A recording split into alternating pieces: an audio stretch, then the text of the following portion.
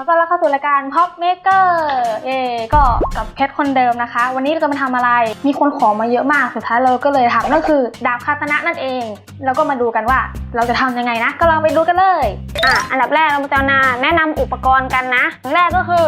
ไม้เป็นไม้เนื้ออ่อนขนาด100 เซนคูณ 12อะไรประมาณนี้แหละเอาที่มันวางดาบได้เงี้ยความจริงคือมันก็แล้วแต่คนค่ะคือแบบจะว่าไงดีอะแล้วแต่ว่าเราจะทำไหวหรือไม่ไหวนะโดยส่วนตัวเราอยากให้เป็นไม้จริงๆก็คือไม้เนื้ออ่อนใช่ไหมเพราะว่าไม้มันจะแข็งแรงทนทานกว่าจะใช้ไม้บาซ่าก็ได้แต่ว่าก็อย่างที่รู้กันว่าไม้บาซ่ามันอ่อนมากเงี้ยหักอะไรขึ้นมามันก็ลำบากแต่ว่ามันก็ตัดง่ายอะไรประมาณนี้แหละ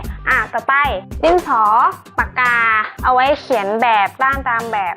ที่ขาดไม่ได้เลยก็คือเลื่อยฉลุนั่นเองอันนี้ก็จะเป็นไอตัวใบเลื่อยมันเอาไว้สำหรับเลื่อยไม้ที่มีขนาดแบบว่าไม่หนามากแล้วก็แบบเราต้องการรายละเอียดความโค้งเว้าอะไรเงี้ยเลื่อยฉลุแบบนี้มันเป็นเลื่อยฉลุมือเราจะเลื่อยได้สะดวกแล้วก็สามารถทำในที่แคบได้ก็คือแบบเราคงให้มาใช้เ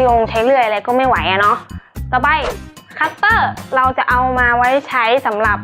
ทำคุมดาบก็คือไม้เนื้ออ่อนอะคัตเตอร์ตัดได้โอเคต่อไปก็กรรไกรก็เอาไว้ตัดโฟมตัดแบบอะไรประมาณนี้กระดาษทรายเอาไว้ขัดใบดาบให้เรียบเนียนสวยโอเคเอาแบบหนาหน่อยนะเราจะได้ไม่ต้องเหนื่อยมากขัดนิดหน่อยเดี๋ยวมันก็เรียบเองต่อไปตัวเอกของเราก็คือสีสเปรย์แบบโครเมียมถ้าใครไม่มีสีเงินก็แล้วแต่สีโครเมียมก็มันก็จะเป็นสีเงี้ยเหมือนเวลาคุมดาบอะไรเงี้ยดูแบบเอามาพ่นตรงที่เป็นใบมีดต่อไปเท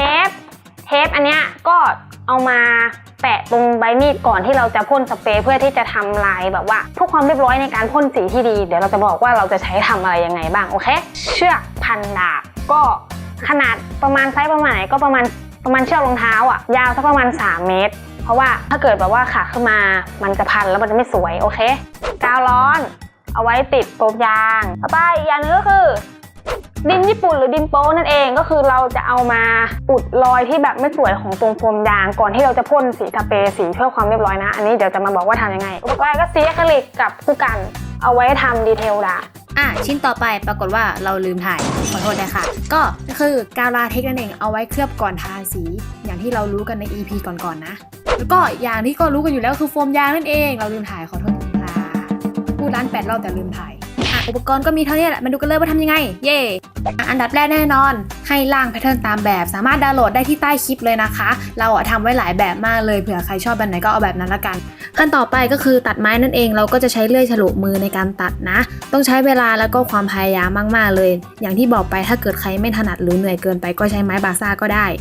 ทีนี้อยากให้รู้เกี่ยวกับการเลื่อยฉลุไม้อันนี้หน่อยนะก็คือไอตัวใบเลื่อยฉลุเนี้ยมันอ่อนมากเพราะฉะนั้นอย่าให้เลื่อยฉลุร้อนจนเกินไปเพราะว่าถ้าเกิดมันร้อนเกินไปใบเลื่อยก็จะหักนะทำแป๊บนึงแล้วก็พักแล้วค่อยทำต่อให้มันหายร้อนก่อนแล้วค่อยทำต่อ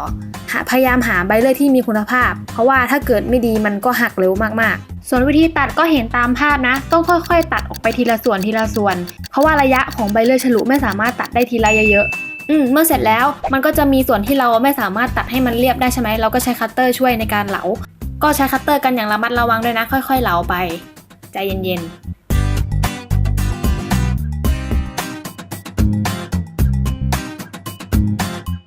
จากนั้นก็ล่างส่วนที่เป็นใบมีดเราก็ไม่รู้เรียกว่าอะไรน่าจะเรียกว่าเหมือนคล้ายๆลายคาร์บอนบางแบบก็จะเป็นลายแบบเหมือนลูกคลื่นแต่ว่าถ้าเกิดเป็นตามแบบตรงเรามีแพทเทิร์นให้ก็ล่างกันดูเลยพอล่างเสร็จแล้วก็ใช้เมจิกช่วยเพื่อให้มันเห็นชัดขึ้นอีกจุดหนึ่งที่จะต้องเขียนก็คือตรงที่เป็นส่วนของคมดาบให้เราขีดไว้ตรงกึ่งกลางของระหว่างไม้นะเพื่อที่จะทำเป็นจุดศูนย์กลางของคมดาบจากนั้นก็เอาคัตเตอร์มาเหลาตามระเบียบเลยเราจะค่อยๆเหลาไประวังอย่าให้เกินเส้นที่เราขีดไว้นะไม่อย่างนั้นใบมีดจะดูแหว่งได้เหลาไปเรื่อยๆจนถึงมุมแหลมของดาบเลย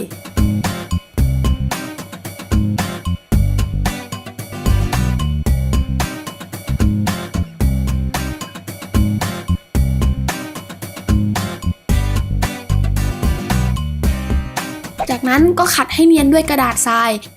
ยอย่างหนาอย่างที่บอกไปจะช่วยทุ่นแรงในการขัดได้ระหว่างทำก็หาอะไรมาปิดจมูกด้วยนะเพราะว่าฝุ่นก็เยอะได้ที่เลยล่ะเห็นไหมดูเนียนสวยเลยล่ะต่อไปเราก็ใช้สีอะคริลิกสีดำทาลงไปในส่วนที่เราล่างไว้นะรวมไปถึงส่วนสันดาบด้วยห้ามทาสีเกินตามที่เราเส้นวาดไว้เด็ดขาด หลังจากที่สีอะคริลิกแห้งแล้วให้ใช้เทปกาวย่นปิดส่วนที่เป็นสีดำที่เราระบายไว้ค่อยๆติดไปตามเส้นที่เราวาดไว้ให้เนียบที่มากที่สุดจะใช้คัตเตอร์กรีดช่วยในส่วนที่มันเกินออกมาก็ได้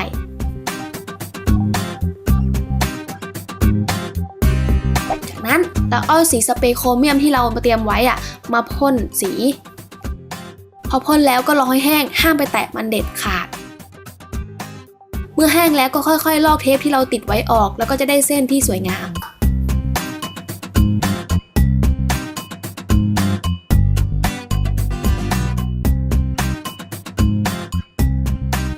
ขั้นตอนต่อไปที่เราจะทำก็คือเราจะทำส่วนของกระบังมือนั่นเองให้วาดตามแพทเทิร์นแล้วก็ตัดมา2ชิ้น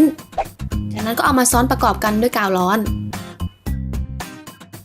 จากนั้นก็เอาคัตเตอร์กรีดเจาะรูตามแบบกระบังมือที่เราวาดไว้ต่อไปเราก็ตัดโฟมยางที่เป็นเส้นขนาดให้มีความหนาเท่ากับกระบังมือที่เราทำเมื่อกี้นะแล้วก็เอามาติดรอบๆเพื่อปิดรอยต่อนั่นเองแล้วทีนี้เราก็ตัดแต่งทรงได้ตามที่ต้องการเลยจะใช้แบบกีทำเป็นลายแบบเราก็ได้หรือใช้โฟมยางแบบบาร์มาต่อเป็นลายก็แล้วแต่ถนัดเลยนะทีนี้เราก็ได้กระบังมือมาประกอบกับดาบแล้วล่ะต่อไปเราก็จะมาทำส่วนของด้ามจับกันก็ให้ตัดโฟมยางขนาดพอดีกับด้ามจับมา2ชิ้นแล้วเราก็จะเอามาประกบกับไม้ด้วยกาวร้อน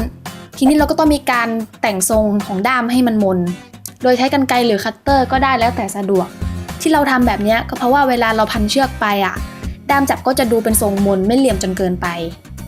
จากนั้นเราก็เอาโฟมยางมาติดด้านใต้ของกระบังมือก็ถ้าเกิดดูพวกดาบคาตานะอะไรก็จะรู้ว่ามันจะมีตรงจุดนี้เราก็ทำส่วนนี้ไปจากนั้นก็ใช้สีอะคริลิกทาสีดำจับตามแบบที่เราต้องการของเราเป็นสีแดงทีนี้เชือกของเราเป็นสีดำแล้วก็ใช้สีดำทาในส่วนของขอบเพื่อช่วยปกปิดรอยเผื่อเวลาเราพันเชือกมาไม่สวยก็ยังมีสีดำช่วยในการกบ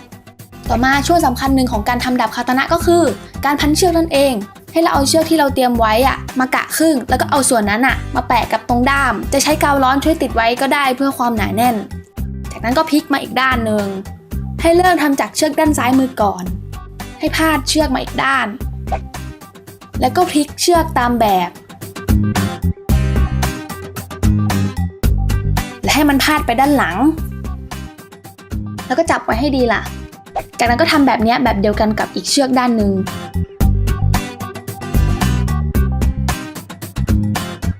ถ้าไม่เข้าใจอีกก็ย้อนกลับไปดูใหม่เมื่อทำได้แล้วเราก็ทำแบบนี้ไปเรื่อยๆจนสุดด้ามเลย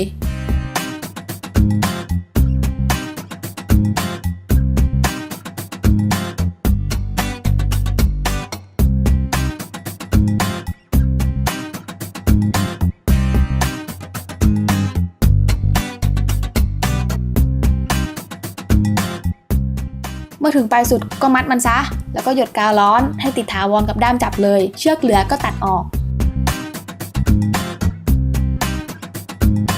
เสร็จแล้วก็เอาโฟมยางมาปิดส่วนท้ายดาบให้เรียบร้อยเราก็ไม่ใช่คนที่เชี่ยวชาญเรื่องดาบคาตานะมากเพราะฉะนั้นก็ทำให้พอเนียนแหละทำแบบง่ายๆลักไก่ได้ก็ลักไก่ไปวิธีพันเชือกมันมีอะไรอีกเยอะซึ่งเอาแค่นี้แหละพอแล้วต่อไปเราก็จะมาทำฝักดาบด้วยโฟมยางกันแล้วก็ตัดโฟมตามแพทเทิร์นเลยจากนั้นก็ประกอบโฟมยางเข้าด้วยกันให้เป็นทรงกระบอกพยายามทำให้เนียบที่สุดค่อยๆทำนะข้อดีของโฟมยางอย่างที่รู้กันน้ำหนักเบาฟาดหัวไม่แตก เข้างานง่ายหน่อยถ้าทำเสร็จแล้วโฟมยางดันไม่เท่ากันก็ตัดให้มันเท่าๆกันซะไม่ต้องตกใจแต่อย่าตัดเยอะเกินจนฝักดาบสั้นกว่าดาบล่ะทำเสร็จแล้วเราก็ดัดทรงมันให้เข้าที่เข้าทางบีบให้มันเป็นทรงวงรีจะใช้ไดร์เป่าผมหรือไดร์เป่าร้อนช่วยก็ง่ายขึ้นนะจะต้องบิดมากบิดน้อยก็ขึ้นอยู่กับฝีมือตอนติดกาวนั่นแหละลองฝึกดูเสร็จแล้วก็ปิดปลายฝักด้วยโฟมยางเช่นเคย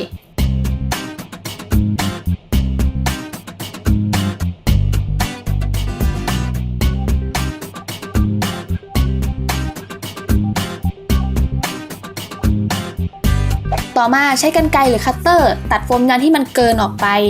แต่ถ้าตอนติดโฟมยางเราทำได้ดีตอนนี้เราก็อาจจะไม่ต้องแก้ไขอะไรมากต่อไปเราก็จะเอาดินญี่ปุ่นมาอดตามร่องที่มันแหว่งกันนวดดินก่อนแล้วค่อยปาดลงไปนะจากนั้นก็ค่อยๆเกลี่ยให้เนียนให้พื้นผิวมันเท่ากัน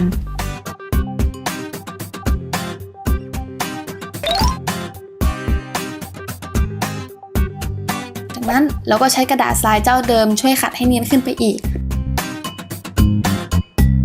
มันจะช่วยขัดเอากาวร้อนที่นูนเกินไปออกไปด้วยแค่นี้ก็เสร็จละต่อไปก่อนที่เราจะมาลงสีเราก็ต้องเอากาวลาเท็กซ์มาเคลือบมันก่อนกาวลาเท็กซ์ให้เอามาผสมน้ำส่วนหนึ่งแล้วคนให้เข้ากันพอมันข้นแต่ก็ไม่เหลวมากเกินไปแล้วก็ใช้แปรงทาเลยเสร็จแล้วก็รอให้แห้งแล้วทากาวลงไปอีกทำสัก2 รอบหรือ3 รอบก็ใช้ได้แล้วจากนั้นเราก็ลงสีพื้นกันก่อนถ้าใครทำฝักดาบเป็นสีดำเลยก็สบายลงทีเดียวจบพอลงสีพื้นแล้วเราก็ลงแบบตามสีเลย